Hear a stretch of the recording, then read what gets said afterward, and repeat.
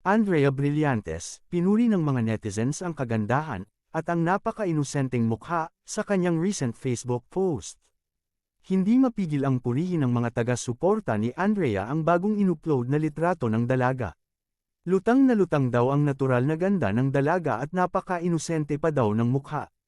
Nag-compliment daw ang kanyang light make-up sa natural na beauty ng dalaga. Dinagsa naman agad ng komento ang naturang litrato at puno ito ng positive comments. Narito ang iilan sa komento ng mga netizens. Sana ganyan ka lang kasimple, ang ganda, kesa sa makapal kolorete sa face at kita ang kaluluwa sa pananamit. Super gandara mo dyan. Maganda siya, as in very pretty, kaya lang sana hindi niya madaliin ang pagiging adult, kasi it's good to be young. Sa kabila ng kinasasangkutang isyu ng dalaga, patuloy pa rin ang kanyang mga proyekto at mga endorsements.